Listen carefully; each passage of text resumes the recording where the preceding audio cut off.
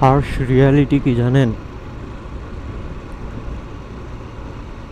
আপনি ধরেন কাউকে ভালোবাসেন, আপনার ভালোবাসার মানুষ, সেই ভালোবাসার মানুষটা কোনোভাবে হয়তো আপনার সাথে চিট করছে। সেই ভালোবাসার মানুষটার সাথে কোনোভাবে আপনার সাথে চিট করছে এবং আপনি সেটা জানতে পারছেন।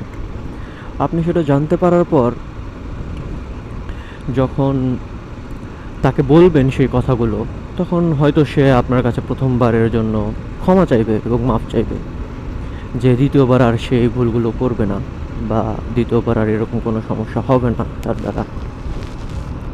তো সেক্ষেত্রে আমি বলবো কি, প্রথমবারের মতো তাকে মাফ করে দেন।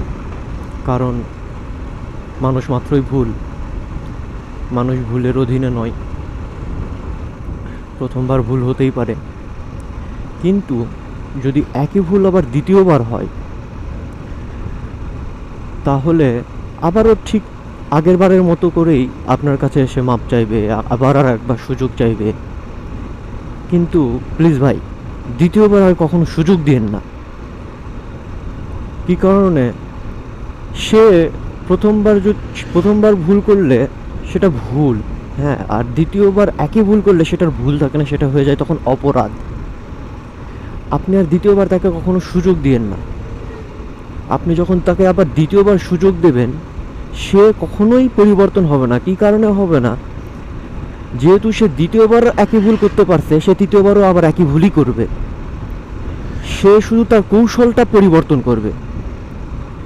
আপনার সাথে যোগাযোগ, কথাবার্তা সব আগের মতোই রাখবে, শুধু আপনার সাথে চিট করার বিষয়টা, কৌশলটা সে পরিবর্তন করবে এবং আপনি সেটা ধরতেও পারবেন না যদি আপনি দ্বিতীয়বারও সুযোগ দিয়ে থাকেন।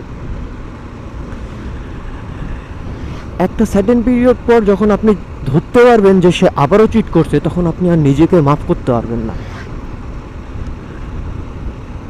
তো ওই সময়টা আপনি তখন ধরতেও পারবেন না, ছাড়তেও পারবেন না, সইতেও পারবেন না। তো এই জন্য দ্বিতীয়বার ভুল করার পর তৃতীয়বার কখনো সুযোগ দিয়েন না কাউকে। যদি দ্বিতীয়বার আবার সুযোগ দেন, তাহলে এটা আপনার জীবনের সবচেয়ে বড় একটা ভুল হবে। কারণ সে কখনোই পরিবর্তন হবে না। যদি পরিবর্তন হতো, তাহলে প্রথম শিক্ষা থেকেই তার পরিবর্তন চলে আসতো। সে দ্বিতীয়বার আর এই কাজটা করতে পারতো না। যেহেতু দ্বিতীয়বার আবার এই কাজটা করছে, সে তৃতীয়বারও একই কাজই করবে। সে কখনো পরিবর্তন হবে না।